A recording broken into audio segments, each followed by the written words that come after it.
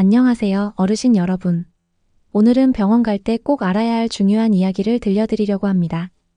혹시 이런 증상으로 어느 과에 가야 할지 모르겠다, 부끄럽거나 창피해서 병원 가기가 어렵다 하신 적 있으시죠?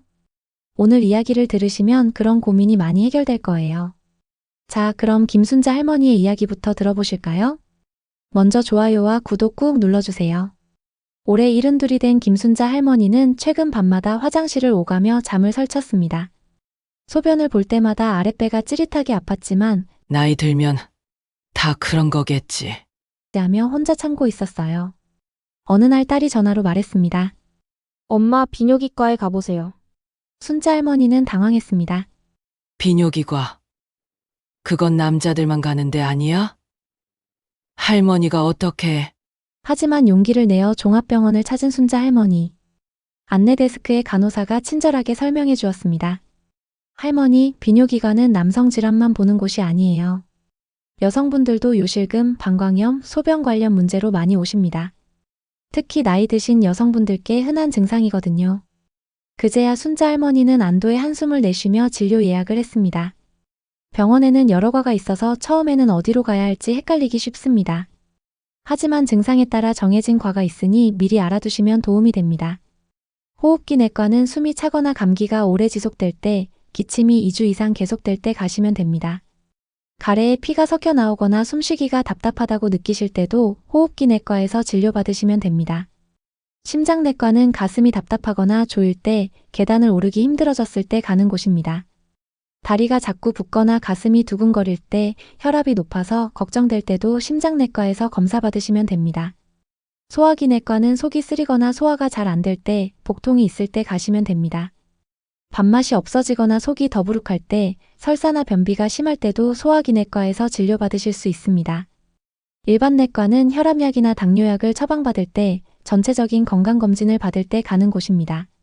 어디가 아픈지 정확히 모르겠을 때도 일단 일반내과에 가시면 의사가 필요한 과로 보내드립니다. 정형외과는 무릎이나 허리, 어깨가 아플 때 가는 곳입니다. 관절이 아프거나 뼈가 부러졌을 때, 목이나 등이 결릴 때도 정형외과에서 치료받으시면 됩니다. 걷기가 힘들어지거나 계단 오르내리기가 어려울 때, 통풍도 정형외과 진료를 받아보세요. 안과는 눈이 침침하거나 잘 보이지 않을 때 가시면 됩니다.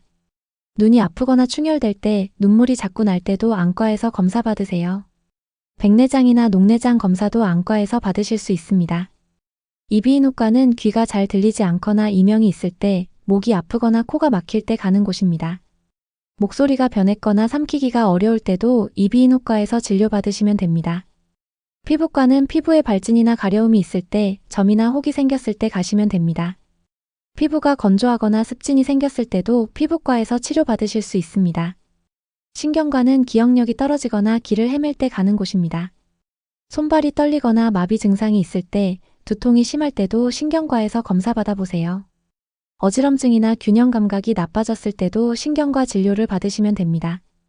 비뇨기과는 남성뿐만 아니라 여성도 갈 수 있는 곳입니다. 소변 볼 때 아프거나 자주 마려울 때, 소변이 잘 나오지 않을 때 가시면 됩니다. 요실금이 있거나 밤에 소변을 자주 보러 일어날 때도 비뇨기과에서 치료받으실 수 있습니다. 산부인과는 여성 질환을 다루는 곳으로 아랫배가 아프거나 출혈이 있을 때 가시면 됩니다. 폐경 후 증상이나 여성 건강검진도 산부인과에서 받으실 수 있습니다. 외과는 수술이 필요한 경우나 상처 치료가 필요할 때 가는 곳입니다. 배에 혹이 만져지거나 탈장이 의심될 때도 외과에서 진료받으시면 됩니다. 내분비내과는 당뇨병이나 갑상선 질환이 있을 때 가는 곳입니다. 혈당 조절이 잘 안 되거나 갑상선에 문제가 있다고 의심될 때 내분비내과에서 전문 치료를 받으실 수 있습니다.